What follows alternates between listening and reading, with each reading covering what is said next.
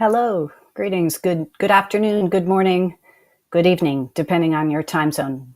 A warm welcome to the Climate Museum and to our program, Climate Arts in the Pandemic, which we are delighted and proud to share with you today. First, I'm going to talk everyone here through the house rules,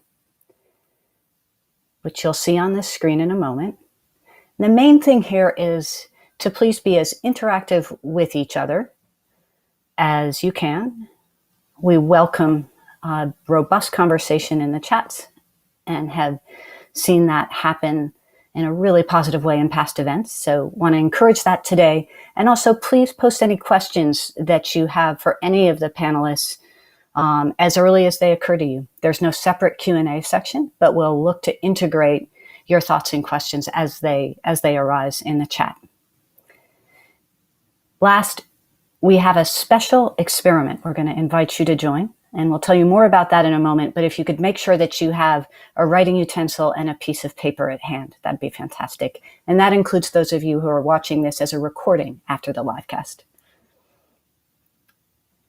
Before we go any further, I'd like to request that you join me in acknowledging that we all sit or stand on unceded Native and Indigenous lands, and in honoring the leaders past, present, and emerging of those Native communities. We're now going to bring everybody in the show onto the screen and do a lightning round of introductions to prepare us for later. First, it's a joy to welcome Gabriela Salazar, the star of this and many shows. Yuna Chaudhuri, a pioneering eco-critic, also an artist and a professor at NYU. Welcome and thank you. Micah Fink, award-winning filmmaker and teacher at the School of Visual Arts. Hello. And my wonderful colleague, Anais Reyes, our exhibitions associate, who's also going to be joining the discussion. Thank you all, and see you all shortly.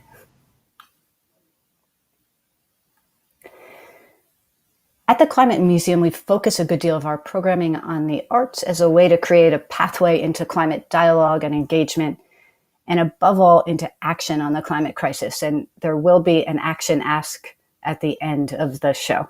So please ready yourselves for that. And the key reason that we do this is that the arts provide a really profound way to create ground for compassion and community. And they're not the only things that we need to confront the massive crisis that we face, but they are the most important things that we need. And we believe that they are also the most under-recognized. So we're grateful that you're joining us and engaging with climate arts as a way to think about how we as a community together can confront this challenge that we must confront. Low Relief for High Water, which is the work underlying today's event, was commissioned to celebrate the 50th anniversary of Earth Day, which was last year, April 2020. It's been suspended by the pandemic and also intensified in a set of ways that we'll be discussing. You're going to have a chance to learn all about this work and to ask questions of Gabriela, the artist behind it. But first, we're going to take a look at a beautiful film that's also part of the project and embedded in it, made by Micah and his team. You just met Micah. And so I'm going to ask you to join me in looking at that film, and we'll talk about it at the end. And we'll also have a date to give you for the replanned event in Washington Square Park that you'll see this film describes. So that's one of the things that you can use your pen and paper for after we take a look at this film together.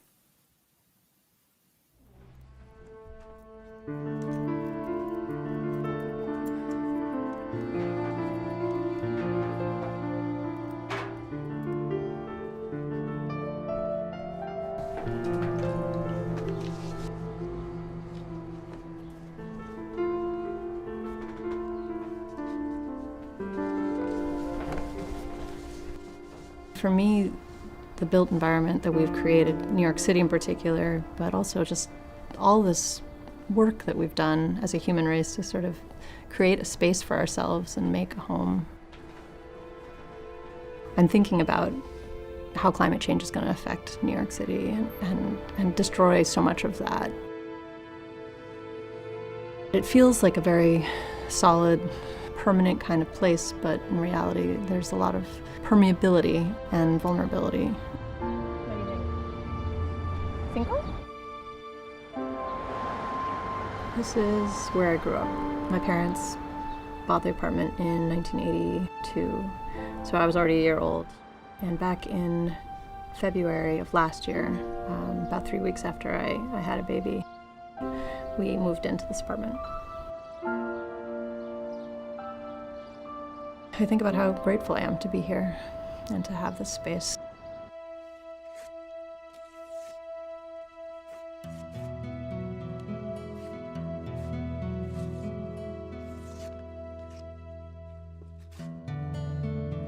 I found this water-soluble paper, and I started thinking about how I could make a project about this apartment.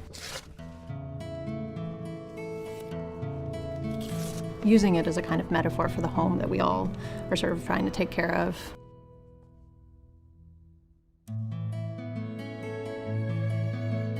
Creating a piece that may seem solid, like it won't break, but introduced to water will fall apart.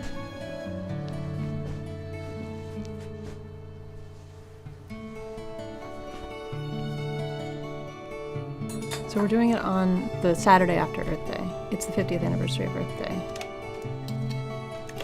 On the day of the show, I'll be cutting them apart and stamping them with a embossing of the date and the title of the piece and distributing them, giving the viewers a kind of responsibility for that intimate fragment that they can do whatever they like with. Yeah, I mean, if the weather's like this, it's really interesting to see what happens. I think so too, and we have plenty of time. We would have to make sure that the tent fits on this platform. Yeah. 25. The Climate Museum has definitely given me this opportunity to be able to think about my work specifically through the context of climate. I guess, I think 28. 28? Rough. This is sort of midway to what I'm thinking now, where the pieces are then kind of stacked, standing up on one end. These are some also earlier kind of sketches if the window's thinking about it as sort of a stack or a pile. The way that the apartment windows go is actually, I have a drawing here that's sort of similar. Oh, so that's exactly how it is, essentially? Right. At one point I was thinking I would cast the entire extent of the wall and found The whole that building. was Why just not the whole not building? possible. This is closer to what I'm thinking now, where it's an interior and exterior sort of room-shaped configuration. And the idea would be actually that I would start inside and kind of like tear my way out so that this becomes broken very early on, and then I'm kind of taking from the inside and the outside. Kind of. I love also how it's a shelter that's not a shelter. Yes, in the long line of my shelters that are not shelters. These are the rules. No non-essential gatherings. When in public, social distancing at least 6 feet. Why? Because what I do will affect you, and what you do will affect me. We need everyone to be safe, otherwise no one can be safe.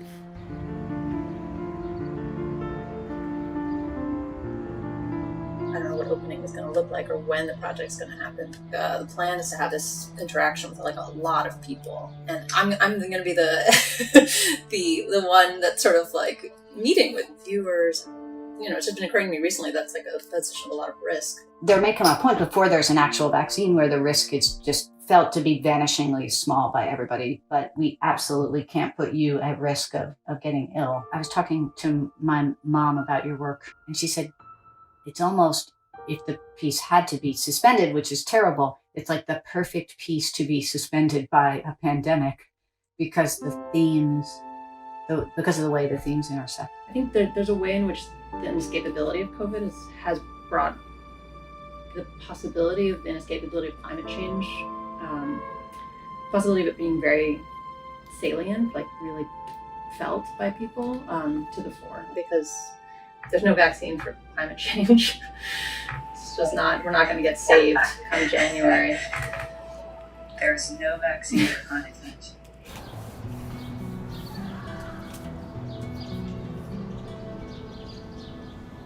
The president has no plan.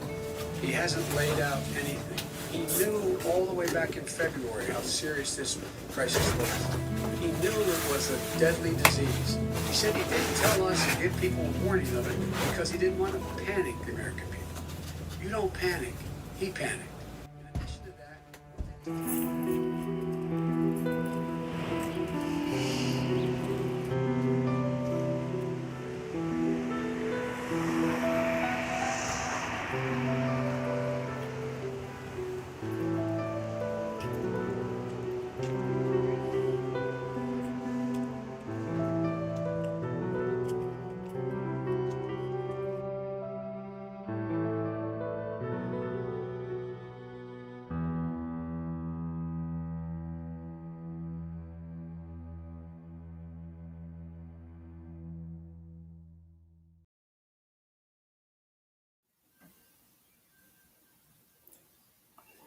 Hello again, everyone. We'd now like to invite you to join us in a really lovely experiment that Una suggested for opening up a space of reflection.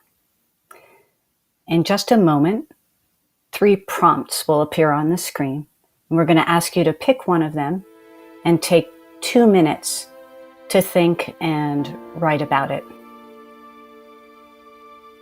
As I'll detail later, this can be completely private or you can choose to share it. And I'll let you know when we have 20 seconds left. And this applies to those of you coming back and watching the event after the live cast as well. We'll see you in a couple of minutes.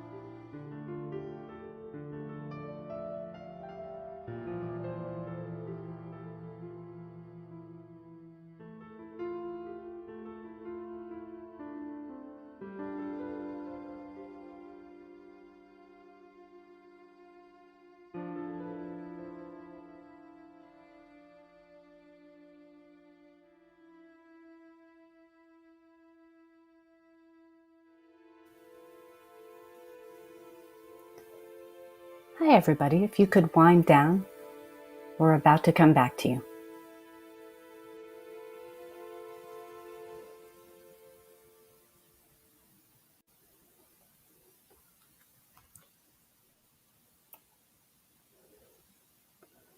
Hello, all.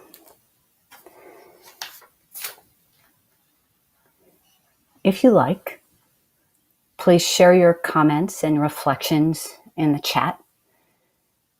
And I'll note for those of you who aren't aware that the chat stays with the recording and will remain up online. So if you don't have time to read everybody else's reflections now, you can always come back later. With this reflective space that we've created together, held in our minds, I'd like to bring the panelists back, say hello to everyone again. And turning first to you, Gabriela, ask you to tell us how you're feeling and what you're thinking about Low Relief for High Water now. What's it like to watch the film now? What's it like to think about what comes next? Watching that film, I mean, it's very clear to me how much can change in a year. I think that's the biggest takeaway that I have watching it. And with that, I think my perception of what's normal and people's generally perception of what is normal in terms of what you might need or want normal to be going forward, it leaves room for, I think, bigger opportunities to change the status quo. I think people are in a place that, I'm in a place at least, that is eager for movement on the inequalities in our society and the and climate action as that relates to those inequalities and our we have leadership now that hopefully will help us get there. But watching that film, it just feels to me also how my relationship to my home and how that makes me think about the ways that our responsibility to safety and shelter have also changed. And I think we have a greater realization of the shared responsibility to think about how climate affects everybody differently and how people are not all safe. They're not safe in their homes either. So there's it's multifaceted. Some people don't have safe places to go, but some people can't be in a safe place because they have to work. And for me, this piece was always about offering up a small part of my own vulnerabilities and fears about climate, sharing what was dear to me, and sharing a little bit of what makes me feel safe, sort of bridge that gap between the individual fears and individual anxieties about climate with the collective to try to create more of a shared space and a shared purpose. And I think that the piece to me still does that, but the importance of home and shelter in relationship to the piece feels much more I feel that more. Yeah, I'll say I really do too. It feels intensified and also more strongly refracted through the lens of social inequalities, as you were just saying. And it was already a profoundly powerful piece, but it feels even more distilled in some ways to me by what we've all collectively experienced. Yuna, let's turn to you. Tell us your thoughts on Low Relief for High Water. Well, first of all, I want to say I'm so happy to be here and grateful for the opportunity to engage with this beautiful work. I want to thank Miranda and Anais and everyone at Climate Museum for this wonderful invitation, and also for embracing my little idea of a reflection experiment to bring the audience in from the very beginning. Well, of course, I love Gabriela's piece, and I'm just longing to see it when it is presented. One thing I'll say about it is that it's a kind of powerful example and contribution to a strategy that we see with a lot of climate artists, which is to be taking some long-established, culturally and psychologically powerful image and then looking at it through a different lens, a wider lens, a planetary lens. And in this case, of course, it's the idea of home, which has a very long literary history and a strong symbolic resonance. I mean, the traditional associations of home are with things like belonging, safety, comfort, nourishment, care, home and hearth, kinship. In modernism, following the influence of Freudian psychology, the idea of home also accrued a range of negative associations and got associated with as a place of constriction, violence, abuse, limitation, especially for women and children. So now I think in the age of climate crisis, the idea of home, and Gabriela's piece is such a brilliant example of this, is being amplified and explored through the notion of shelter, but shelter conceived not purely in psychological, sociological terms, but as a physical necessity that we humans share with all other species. The fact that we must take shelter, and that the ways we do that, the kinds of shelters we build, who we share them with, who we try to keep out, all this says a lot about us as a species and as a socio-historical group at any period in history. So the climate crisis is showing us that, as a socio-historical group, we've been making our shelters pretty thoughtlessly and pretty reductively. And we've been living in ways that have ignored essential aspects of our living environment, things like clean air and water. And we're now having to confront that, forgetting, that failure, or that reductiveness. So Gabriela's piece, for me, foregrounds this idea of shelter as something to be carefully, thoughtfully constructed, shared, something that's utterly dependent on the geophysical forces of the planet that make our lives. I could go on, but could stop there. That's all very profound, and I'm looking forward to hearing more about it. That historical layering on the concept of home is profoundly enriching. So thank you for that, Una.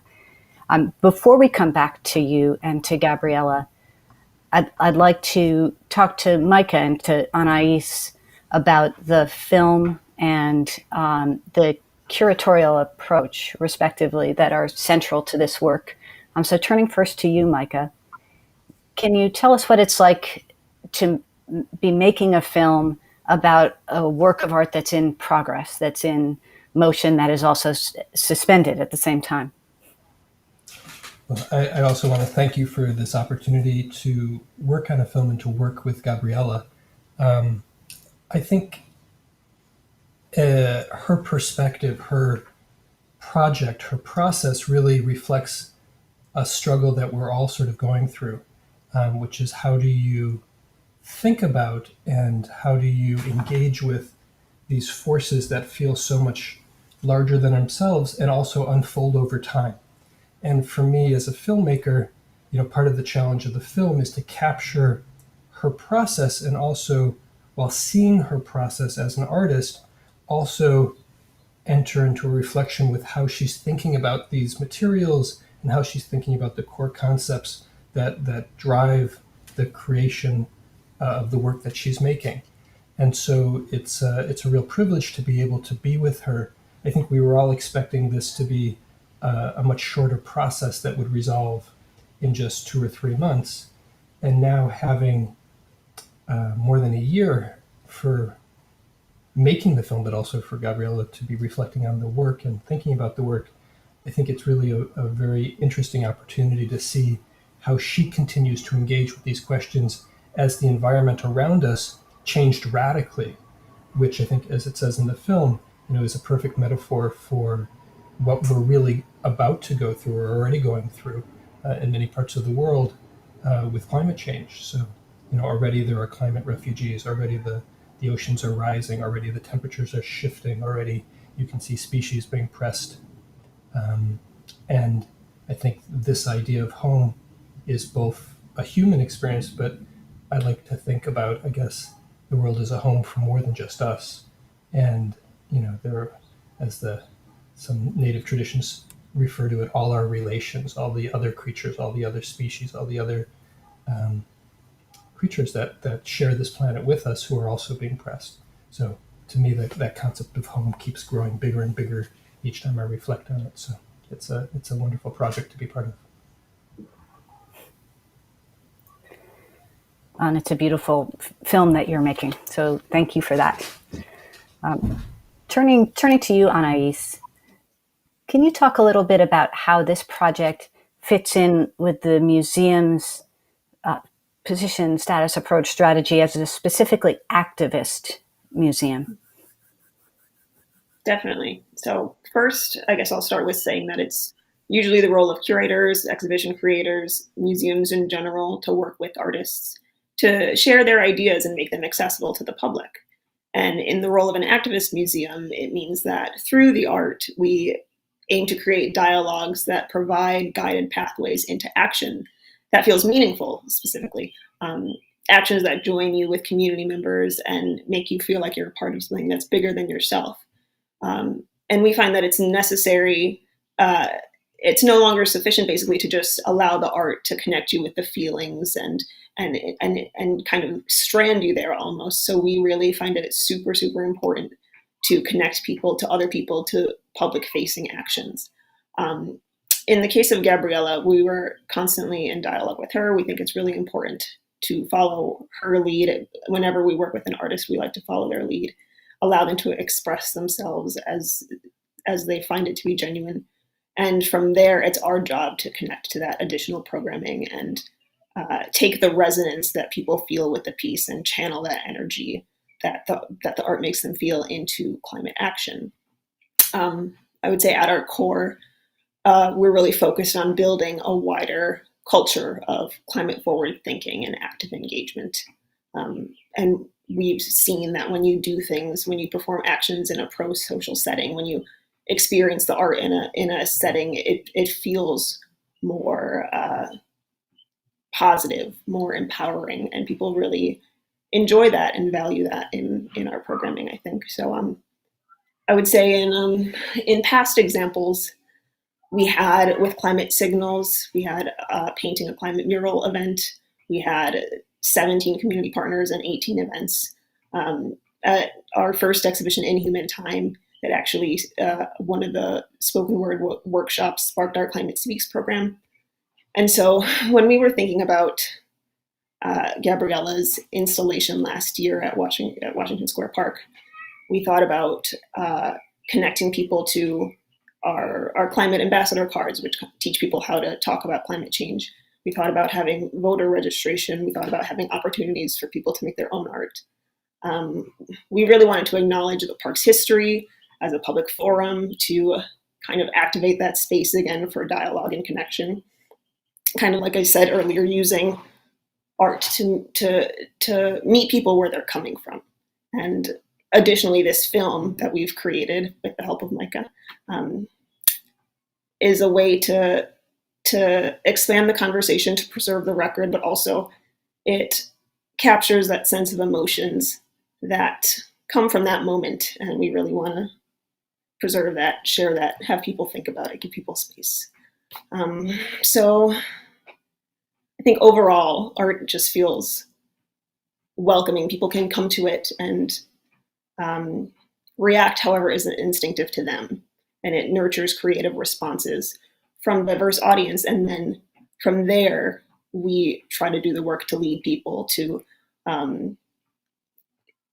channeling that into power, into agency, into motivation. And we've seen that, as Gabriela said, we're happy that people are looking for that, and we can provide that to them. Thank you for that explanation. Gabriela, as Anais was just describing, we at the Climate Museum, as we've discussed also a number of times, we see the arts as an essential pathway into climate engagement and action.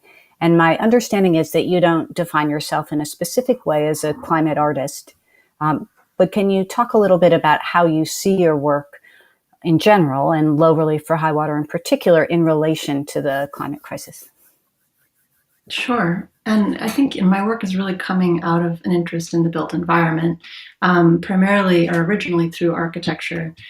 So looking kind of inside out, how we use the built environment sort of symbiotically to create a sense of self, to create a sense of society, of culture, and how then in turn the built environment kind of shapes us.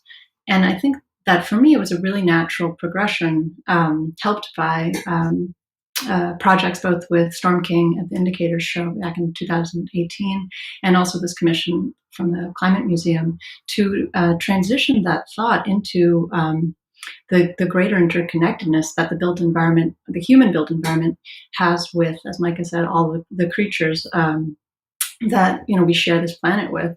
And I really appreciate that I've been given this opportunity to see that and kind of broaden the scope of what I feel that my work is about, and understand how our construction of the built environment in a larger sense is intertwined with what we need to do with climate. And it's also helped me actually learn a lot more about how construction contributes to climate, the climate crisis.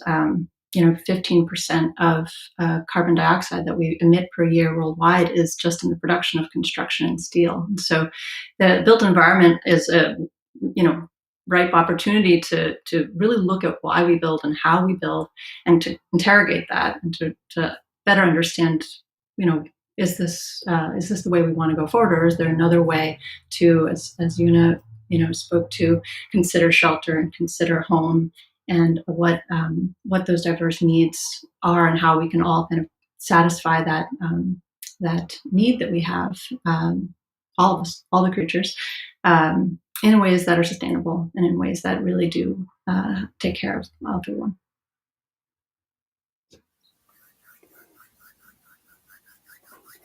Thank you. It's great. Always great to hear you talk about that. Una, tell us more about the lens of eco-criticism, which you've done so much to establish. How does it relate to climate activism? How does it relate to the arts? And how does it change how you see Gabriela's work? Okay. Well, eco-criticism is a subfield of literary studies that focuses on art and literature about what we used to call nature, but now we tend to use other terms such as the more than human world or planetary realities. And actually, by now, eco-criticism has a history going back, at least 4 decades. And I would say in the last decade, probably, it has burgeoned and expanded and advanced enormously. And it's now part of a larger, very exciting formation called the environmental humanities. I mean, the terms are not important. What's important is that serious academic attention is being paid in many different ways from many different disciplines to the cultural and imaginative aspects of human beings' relationship to the other species that we share this planet with, and to the geophysical and biological conditions of planetary life. So there are now a host of other subfields alongside eco-criticism. We have Anthropocene studies, animal studies, multi-species studies, energy studies, ocean studies, and they all variously encourage us to shift attention away from that old idea of nature as something separate from us, nature as the opposite of culture, that old and terribly ruinous binary that prevailed for 300 or 400 years. That was a kind of defining thought structure of modernism, separating nature and culture. And the environmental humanities and other discourses are about centering the interactions between all species, and certainly between our species and all the others. And so it's where it's going is interdisciplinary, but alongside that there are 2 other key, I think, impulses. And one of them is very closely aligned with what Anais was saying about Climate Museum, which is collaboration across traditionally separated arenas like academics versus activism, academics versus policy work. So there's real commitment to talking across those lines, to meeting with people and learning to translate our insights for each other and to learn from each other. And that's tremendously exciting to me and to students, I think, because it actually recognizes a key feature of our time, which is that we are in a moment where we don't understand what's happened. Amitav Ghosh has a beautiful book called The Great Derangement, Climate Change and the Unthinkable. And there's this idea that, or not an idea, it's the reality that we're recognizing that climate change is making us recognize our own limitations of knowledge, of ways of thinking, of the ways in which we've tried to understand and inhabit the world. And so there's a sense of sort of cognitive impasse. And at the personal level, it makes for almost a kind of ethical or political paralysis. And so it's so important for the collaborations to move us beyond that impasse, beyond that paralysis, and create more of a sense of possibility, and a sense that possibility will be accessed through collaboration and through experimentality. So, so this has taken me very far from simply talking about eco-criticism, but that's the overall kind of orientation, I think, that I'm most excited with and aligned with. And I see work like the work that you are doing with Gabriela, just the work that we're doing right here, right now, in having this conversation, as an exemplification of the experimentality that kind of gives permission to everyone. You don't have to be a scientist, you don't have to be a climate expert, you don't have to be an artist, you don't have to be an academic, you don't have to be an activist. Whoever you are, this is the moment to jump in, because climate affects everyone and everything, and it needs to become the lens through which we see everything, not just one topic, sort of off to the side, left to some experts, but it's everybody's business. Underscoring that with extra bold font and asterisks and all the rest are, as some people with us today may know, 66% of U.S. adults are freaked out about the climate crisis, but 62% of us never or rarely discuss it. So it's an incredibly important moment to register your message, that you don't need to be an expert. There are many, many meaningful ways to create the cultural shift that we need to support action on climate and to move toward a climate stabilized future, including and starting with just talking about it more, as we all are today. Yeah, I would just add that, yes, you don't need to be an expert, but the one thing you do need is to be critical, is to not believe the stories you're told, by the public discourse, by the media. It's to become a really canny questioner of, because as we know, there's a lot of vested interests in maintaining this system that has brought us to such a catastrophe. And there's still people there are plenty of people who want to make money off climate change. And there are people with all kinds of boondoggles.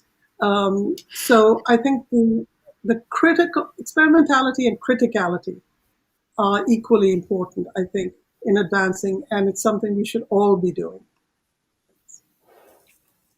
Definitely. Gabriela, this reminds me of your point earlier about the break with business as usual, that the pandemic has only brought more forward than it already was.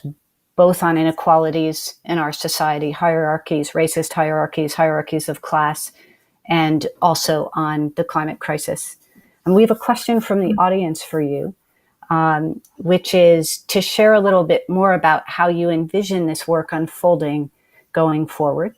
And I'll add a little bit of a gloss on how the pandemic, if you could say a little bit more about how the pandemic has changed, if it has changed, your vision for how the work will continue to unfold.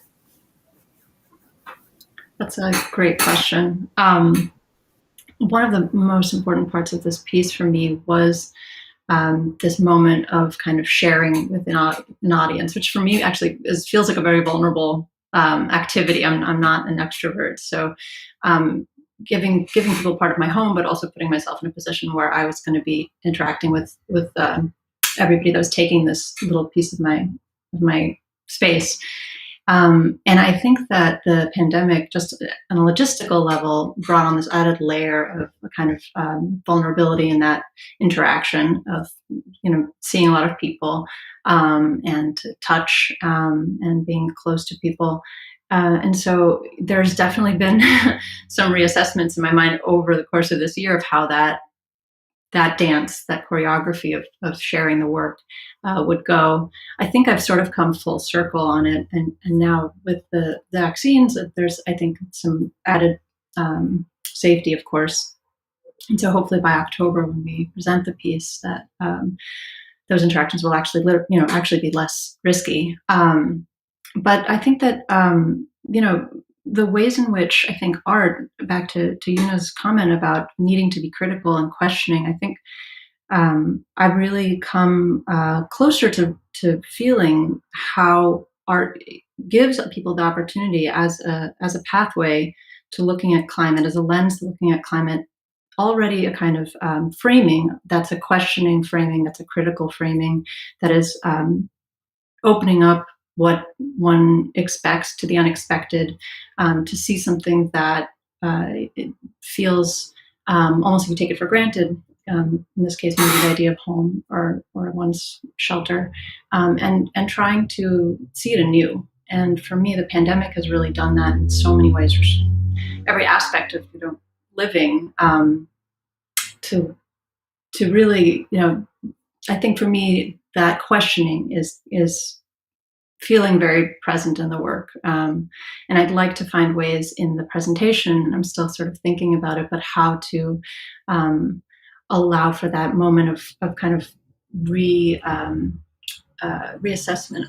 of the known, of kind of making it a little more strange in the sharing of this kind of banal home piece.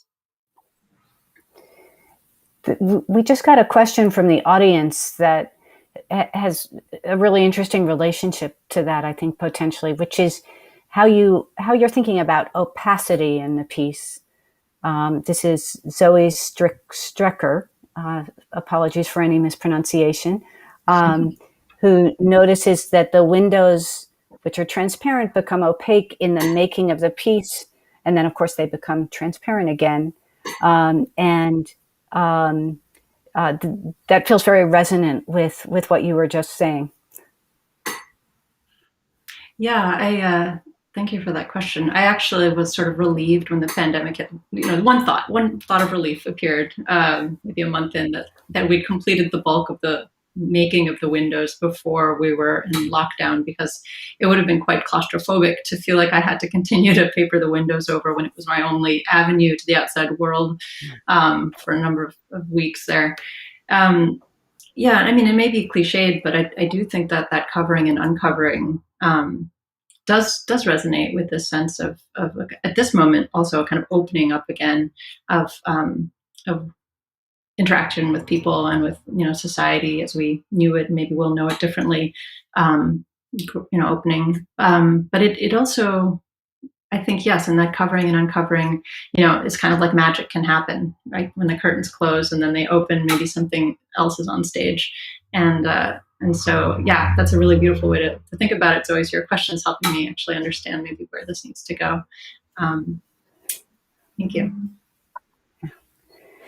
Another wonderful question for both of you from the audience, from the a remarkable poet and climate leader, Neha Misra. Lovely to have you with us today, Neha, which is to talk about how you see, let's say, the left and the right brains as a shorthand, reason and emotion interacting in the climate movement and in the arts. Let's hear from you first on that. This is a topic that I really don't have much knowledge or information about. I'm, have the vaguest notion of the distinction of these two hemispheres. And as with all dualities, my instinct is to be against it and to look for ways to bridge the division. So I don't think I have anything really decent to offer about that. Perhaps Gabriela does. So let's think about it as how do we combine these things in a way, reason and emotion, and none of us is a neuroscientist here. How do we bring these things together to advance? Well, I mean, I think for me the problem is that we, how did we begin to think of them as separate? It's like, how did we begin to think that work and play are opposites? Who gains from that? What are the social structures that get set up when you say that these two are separate things, instead of recognizing them or imagining them as being utterly intertwined all the time, which is in fact how we experience them. We think about our emotions, we feel about our thoughts. So to me, it's I refuse the opposition to begin with, and that's a stance I get with I guess, which I want to sort of model to everyone, which is just don't take anyone's word for it. Don't believe what you think. That's one of my mottos. Don't believe what you think. It's usually been put there by some vested interest for some reason to kind of disempower you. So again, looking for having a double view, looking backwards to where this may have come from, always trying to historicize this, understand how it's played out in society, but then looking forward to what it might be speculatively to live beyond that binary, beyond that kind of division. I know that's very, very abstract, but in art, you see it all the time. I mean, what Gabriela is saying about her art is absolutely equally about the way she feels about home and everything that she's thought about that and back and forth. So, so I guess that would be my non-answer to that lovely question. Building off of I that, have a team. You go. I just was going to add that I think it makes me think of another false binary of faith and science, or faith and reason. Mm-hmm. And to me, the climate crisis really brings the falseness of that, that we can't, you do have to kind of engage in a kind of faith in optimism, faith in the ability of all of us to be able to make, change, to have climate action actually do what we need it to do to survive.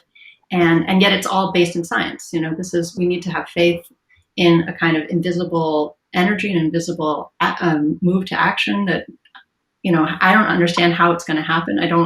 But I have to believe in it because I need to have that optimism. And I think there's a joy in that optimism, even if it's a kind of, I'm not particularly religious, but I do feel like it has some parallels to sort of believing in something that I can't really make sense of. And that maybe that's where I kind of see that dichotomy meshing. I very much share your sense of the joy of going beyond that joy. The way I explain it is that it's the opportunity to defeat the alienation to which we've been condemned by modernity, by the last 300 or 400 years, which has removed us, as creatures from our habitat, and tried to make us think we live on Mars rather than right here on Earth, completely intertwined and connected with everything else around us. And that's caused a terrible alienation because, of course, at the level of our instincts and our bodies, we know that that's not true. We know we're earthlings. We know that we're like, animals and plants and rocks and these sort of things. And plus, we adore them, and we also hate them. We're intertwined with them. So I think that the opportunity to lose that alienation and for us to do that, not as individuals, not as just, Henry Thoreau in his, in the woods alone, or, having to go off by yourself on a retreat or something. No, to do it all together, to make our society one in which we just collectively enjoy and share our kinship with all the other planetary beings is so, it's so much fun. And there's so much discovery and weirdness and challenge, and it'll be really interesting. It will be, I think, much more interesting than, the stuff we're supposed to be interested in right now, which is celebrities and, the royals. I don't know whatever the latest thing is. So that's where my joy and optimism comes from. There's a really compelling phrase that the climate leader Christiana Figueres, who engineered the Paris Climate Accord, has been talking about a lot lately, which is stubborn optimism, a commitment to that optimism and that joy to bring us all forward together. And I also want to note, before turning to our last question, that, I have a t-shirt that says, "Don't believe everything you think." And had I known that that was one of your mottos, I would have worn it for today. So now I want to ask you both a question that we posed to the audience as one of the prompts on the cue card as part of your experiment, Una, which is, how do you see moving forward after the pandemic? And you can relate that to stubborn optimism and joy, or not, as you see fit. Let's start with you. Well, I think one area that we have gotten a lot of new information about is the body. Through the pandemic. I think the message, one of the strongest messages of coronavirus was that the body doesn't stop at the skin. There is the corona body, which is the skin encased body plus at least 6 feet, and in fact much more than 6 feet. And I think that I feel that recognize that this is an opportunity for us to recognize our porosity, what's called in feminist eco-criticism, it's called transcorporeality, a concept theorized by Stacey Alimo. And what that concept of transcorporeality does is it connects the dots between ideologies like patriarchy, race, white supremacy, anthropocentrism, connects the dots between those and the old body. That is the skin encased, singular, separate, unconnected, self-secure body. And I see this as an opportunity for us to really celebrate our porosity. In fact, I kind of reject the term social distancing. I know it's important to do it, but I think the right word is attentive proximity. That's the word I've been proposing to people. Everyone ignores it, but it's attentive proximity rather than social distancing. which just makes us think that we can be distant. We can never be distant. There's no such possibility. So the more we learn how to be related and proxemic to each other, responsibly and joyfully, is what I want to learn from the pandemic.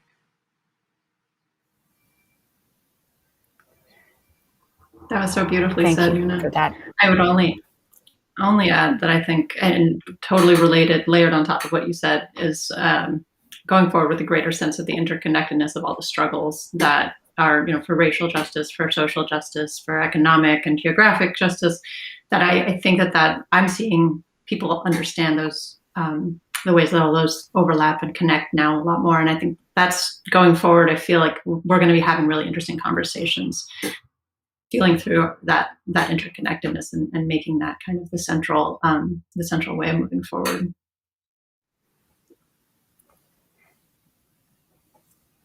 It's absolutely unavoidable at this point.